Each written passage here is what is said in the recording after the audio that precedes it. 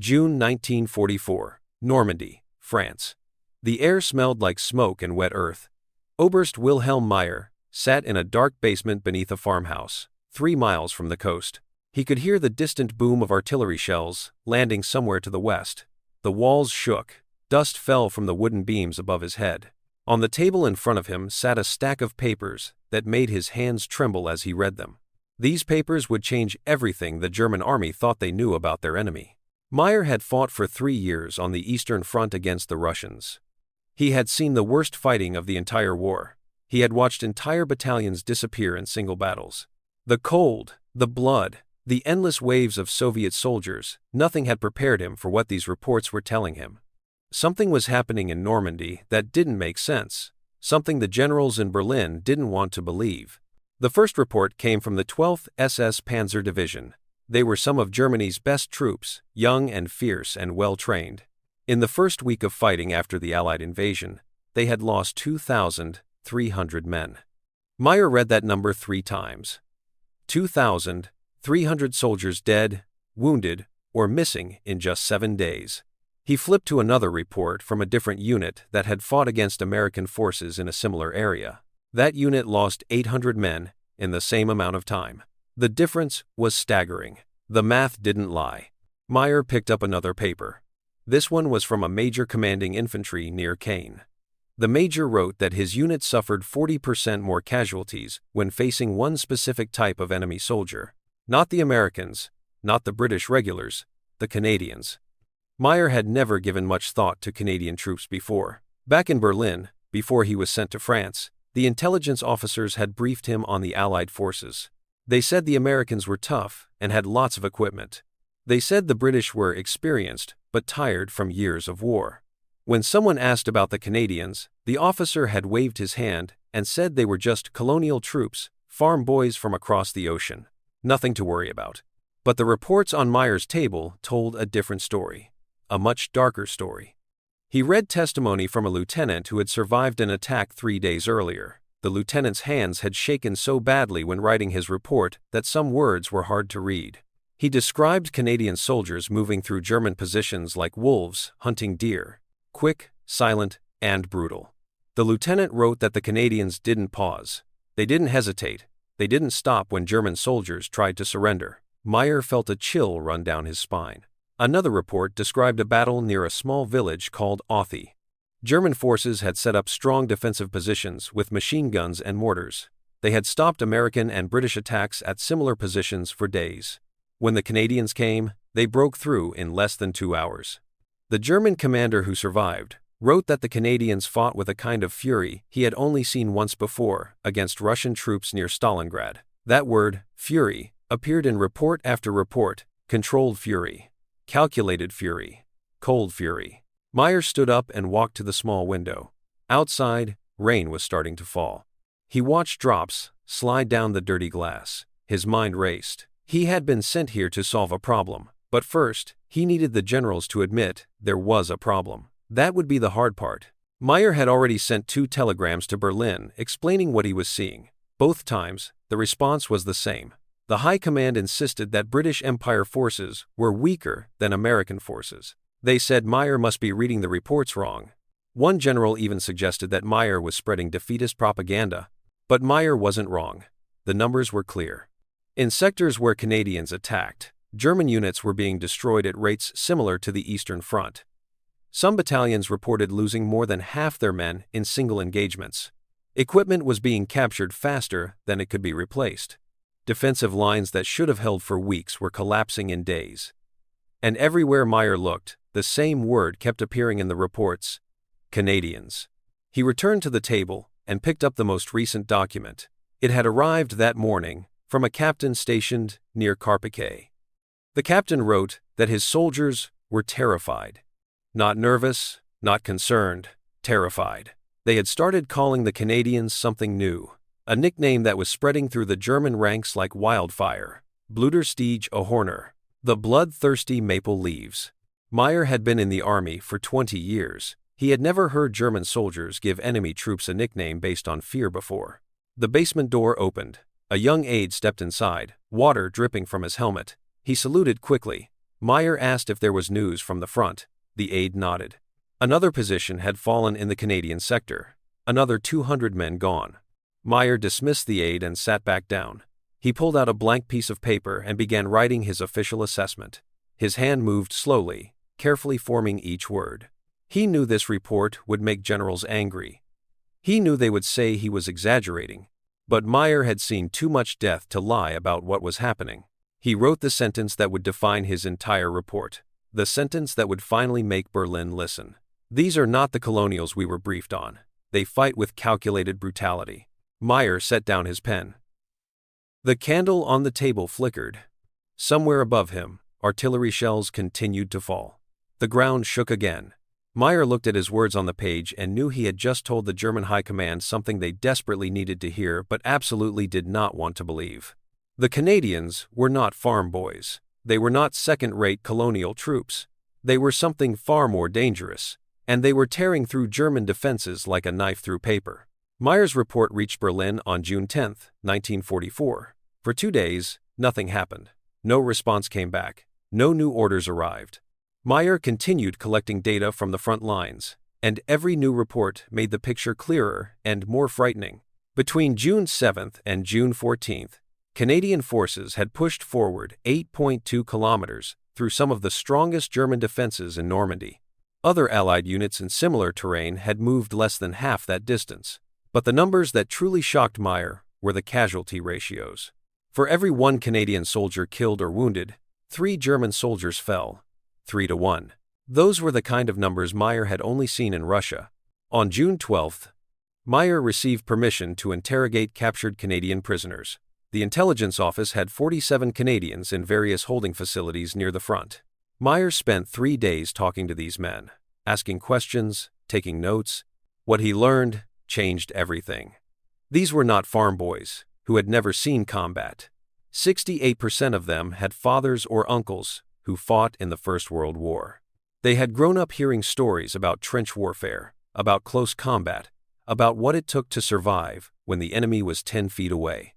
Their training had been different from other Allied soldiers, harder, more focused on aggressive tactics. One Canadian sergeant told Meyer something that made him stop writing.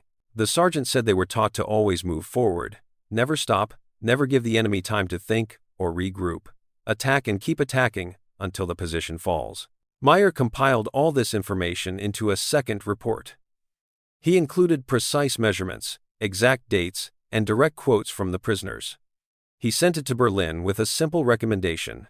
German forces should treat Canadian sectors the same way they treated Soviet sectors on the Eastern Front. Use caution, deploy the best troops, avoid long fights, retreat if necessary. It was a radical suggestion. The German army never retreated from colonial troops. Never. The response from Berlin came quickly this time, but it wasn't what Meyer hoped for. 3 different generals sent messages calling his assessment incorrect. One called it defeatist propaganda designed to hurt morale. Another said Meyer was being fooled by clever Canadian psychological warfare. The harshest response came from an SS commander who said that suggesting retreat from any enemy was cowardice. Meyer read these messages in his cold basement office and felt anger rise in his chest. Men were dying because Berlin refused to see the truth. But Meyer wasn't alone. On June 16, Field Marshal Rommel arrived in Normandy to inspect the front lines. Rommel was a legend in the German army. He had fought in North Africa, had earned respect from enemy and friend alike. When Rommel wanted to see something, he saw it himself. He didn't trust reports alone. Meyer requested a meeting. To his surprise, Rommel agreed. They met in a farmhouse 4 kilometers from the Canadian positions. Rommel sat across from Meyer at a wooden table that wobbled on the uneven floor. The sound of machine gun fire echoed in the distance. Meyer showed Rommel everything. The casualty reports, the interrogation notes, the maps showing how fast the Canadians were advancing. Rommel read in silence for 30 minutes. Then he stood up and said they would visit the front together. Right now, today. Meyer and Rommel drove in an open car toward the Canadian lines. They stopped at a battalion command post where the major in charge looked like he hadn't slept in days. His uniform was covered in mud and his eyes were red. Rommel asked him about fighting the Canadians. The major didn't hesitate. He said they were the most dangerous enemy he had faced in 4 years of war. He said his men were exhausted not just from fighting, but from the constant fear that came with facing Canadian attacks. The major's voice cracked when he said he had lost 400 men in the last week. 400 out of a battalion that started with 700. Rommel and Meyer visited 2 more positions that day. At each stop, the story was the same. German soldiers with wide eyes and shaking hands. Commanders requesting reinforcements. Requests to pull back to stronger positions. At the 3rd stop, Rommel stood on a hill and looked through binoculars toward the Canadian lines. Meyer stood beside him, quiet, waiting. After a long minute, Rommel lowered the binoculars and turned to Meyer. He said Meyer was right. Everything in the reports was true. Rommel would personally ensure that Berlin understood the situation. 3 days later, on June 19th, Wehrmacht High Command issued Directive 2847C. Meyer held the paper in his hands and read it twice to make sure it was real. The directive stated that all German forces facing Canadian troops should employ defensive tactics normally reserved for the Eastern Front. Elite units would be deployed to Canadian sectors. Prolonged engagements should be avoided when possible. If a position became untenable, commanders had permission to conduct tactical retreats. It was the first time in the entire Western campaign that such orders had been given for fighting British Empire forces. The directive went into effect immediately, but implementation was harder than anyone expected. The German army was stretched thin across Normandy. There weren't enough elite troops to send to every Canadian position. Panzer reserves that were supposed to be spread across the entire front had to be concentrated specifically to counter Canadian advances. Meyer watched as precious resources were pulled from other sectors and sent to face the Canadians. One panzer battalion that had been held in reserve for 2 weeks was suddenly ordered to the front near Caen.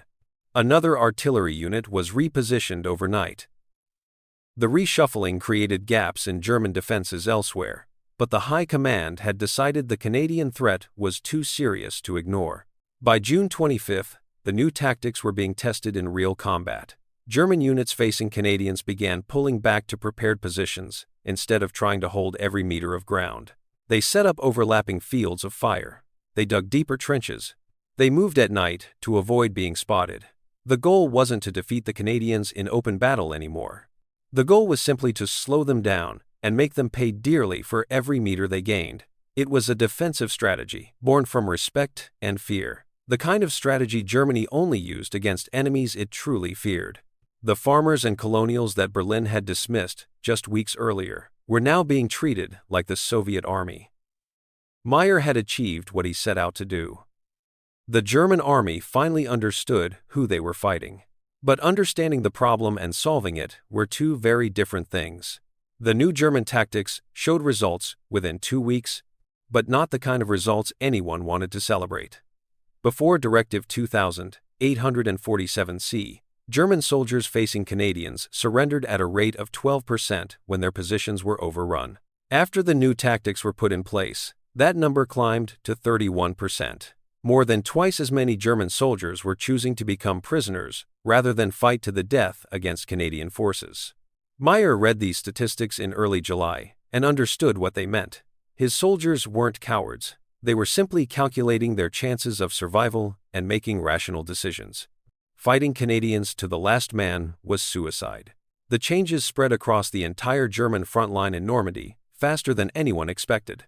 By August 1944, 73% of German defensive positions included specific protocols for engaging Canadian units. Commanders kept maps marking Canadian sectors in red. Artillery officers maintained separate firing plans. Supply units knew to send extra ammunition and medical supplies to areas facing Canadian attacks. It became standard practice, woven into daily operations. A private on watch duty would report seeing Canadian uniforms, and immediately, the entire battalion would shift to high alert. Reserves would be called forward. Officers would check escape routes. The presence of Canadians changed everything. But not everyone agreed with the new approach. The SS divisions, Hitler's elite fanatics, refused to follow Directive 2847C. They saw retreat as weakness and surrender as treason. Near the village of Verrières Ridge in late July, an SS Panzer Division was ordered to pull back from a Canadian advance. The SS commander ignored the order. He told his men they would hold the position or die trying. For 3 days, the SS troops fought without retreating a single meter. The Canadians attacked again and again. The ground turned to mud mixed with blood, shell craters filled with rainwater and bodies. When the battle ended, the SS division had suffered 85% casualties. Out of 1,000 men, only 150 walked away. The Canadians took the position and kept moving forward. Meyer visited that battlefield 2 days after the fighting stopped. The smell hit him first, even from a distance. Death and smoke and something else he couldn't name. The village was gone, reduced to piles of broken stone and splintered wood. Trees that had stood for 100 years were now blackened stumps. Every building had collapsed. German and Canadian bodies still lay in the rubble, too many to collect quickly. Meyer walked through the ruins and saw evidence of brutal close-quarters fighting. Bullet holes in walls at chest height, bayonet marks on doors. Grenades had exploded in small rooms, painting the walls with shrapnel scars. This was what happened when soldiers didn't retreat from Canadians. This was the cost of SS pride. Meyer compared these numbers to battles in American sectors. The difference was stark. When American forces attacked similar German positions, 30 to 40% more German soldiers surrendered compared to Canadian attacks. American soldiers took prisoners regularly and treated them according to Geneva Convention rules.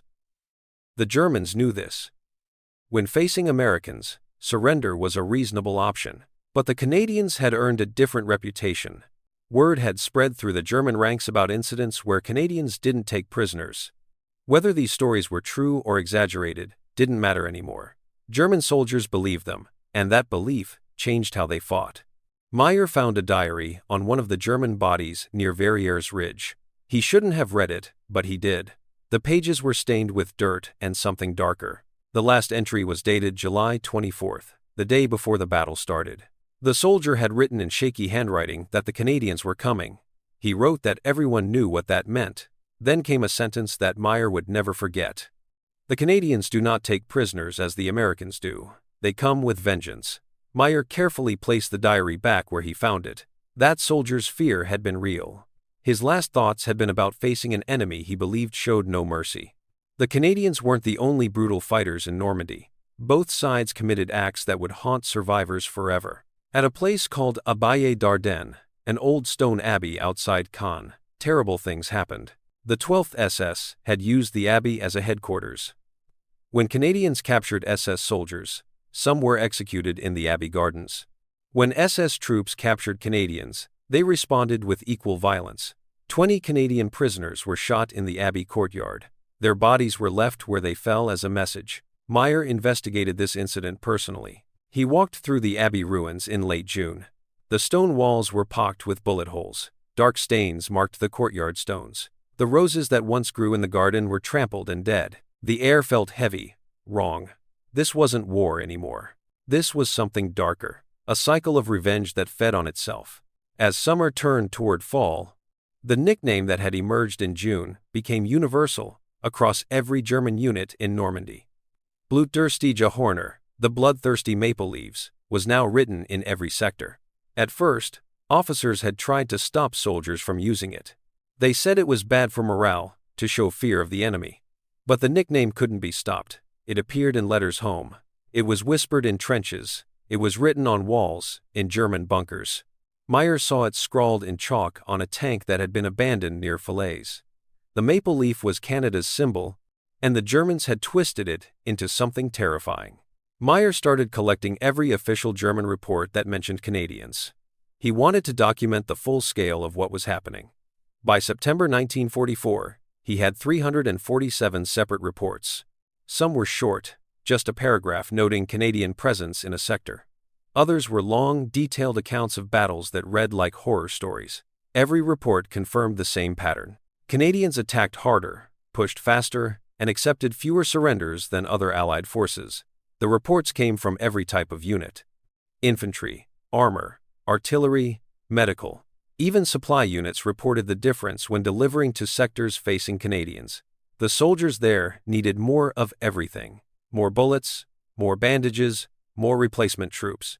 One report from an officer near Falaise stood out to Meyer. The officer described watching Canadian tanks advance through German positions in early August. He wrote that the Canadians didn't stop to secure ground they captured. They kept rolling forward, firing as they moved, crushing anything in their path. The officer wrote that it reminded him of a flood, unstoppable and destructive. He recommended that all German forces be pulled back 20 kilometers before the Canadians arrived. The High Command ignored that recommendation. The position fell 3 days later. By the end of August, the German army in Normandy was collapsing. The Falaise pocket closed, trapping tens of thousands of German soldiers. Canadians were instrumental in closing that trap. Meyer barely escaped.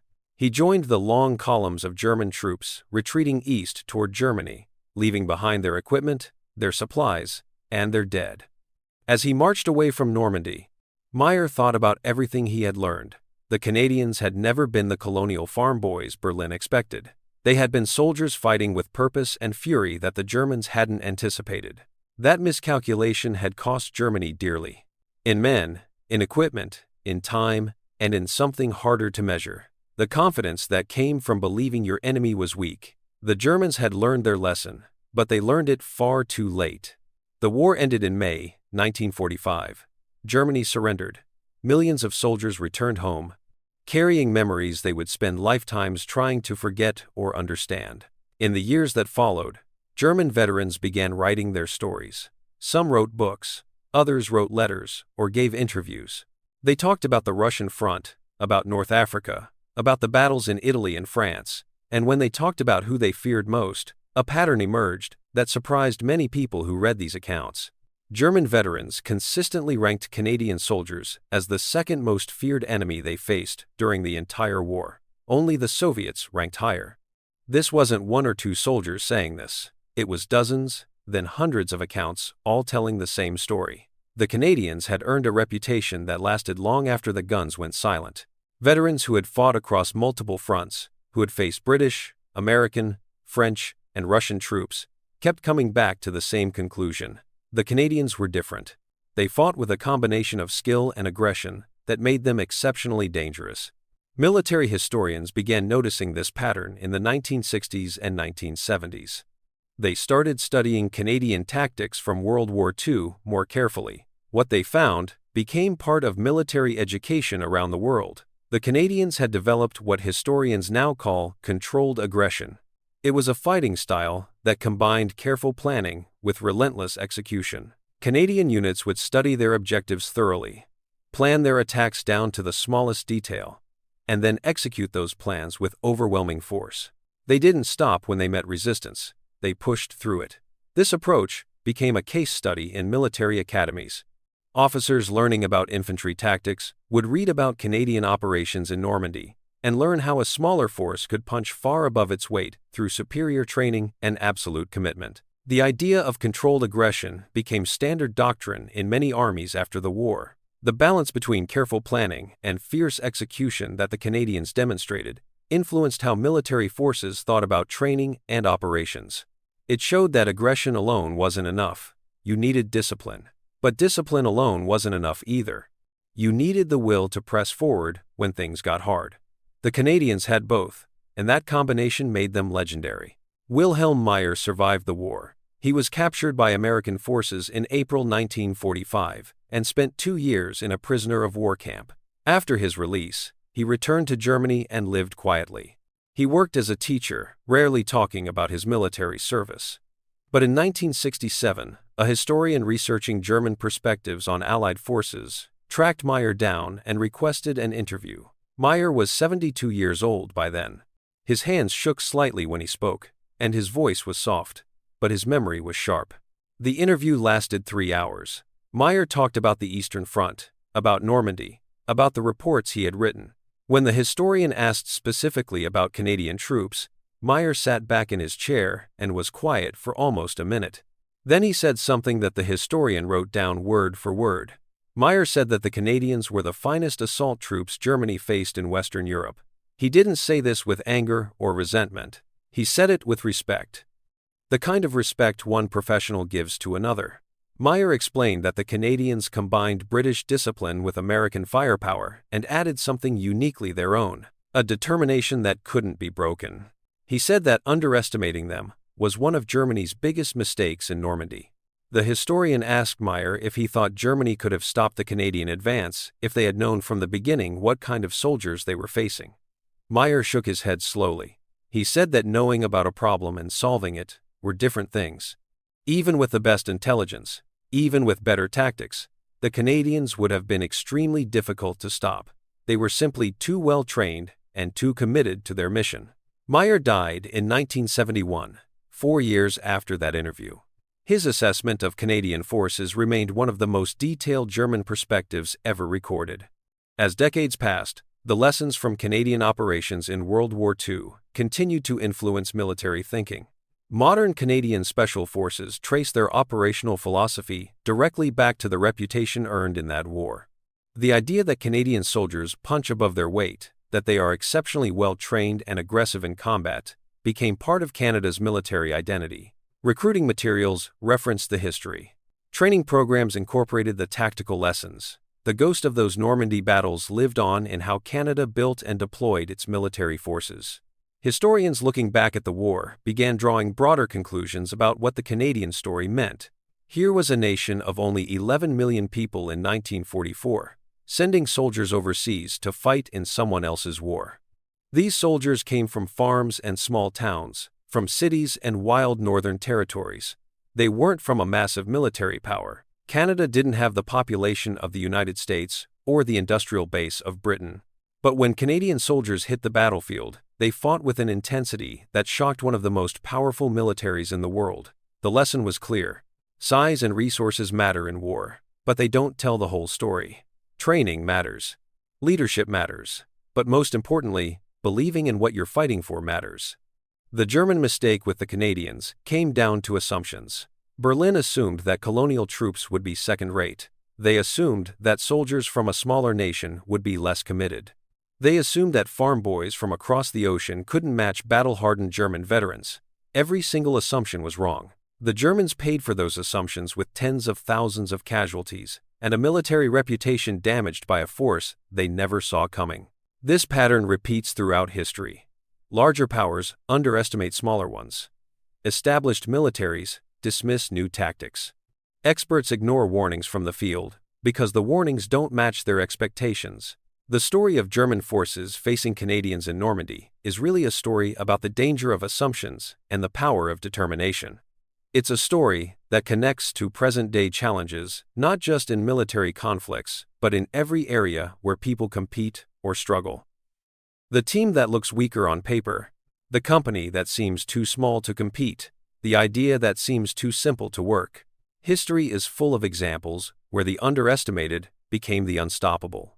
What the Germans truly thought about Canadian soldiers evolved from dismissal to fear to respect. That evolution happened because reality forced it to happen.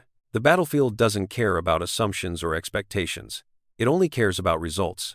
The Canadians got results that no one anticipated, and in doing so, they taught a lesson that echoes across generations. Sometimes the most dangerous opponent is the one you underestimate. Sometimes the smallest force becomes the most feared, not through size or resources, but through unwavering determination and tactical excellence. The Germans learned that lesson in the blood-soaked fields of Normandy. They learned it too late to change the outcome of the war, but they learned it thoroughly enough to remember it for the rest of their lives. And in remembering, they gave the world a reminder that in war, as in life, you should never judge an enemy by where they come from. Judge them by what they do when the battle begins. Because sometimes, the quiet soldiers from a peaceful land become the warriors that legends are made of.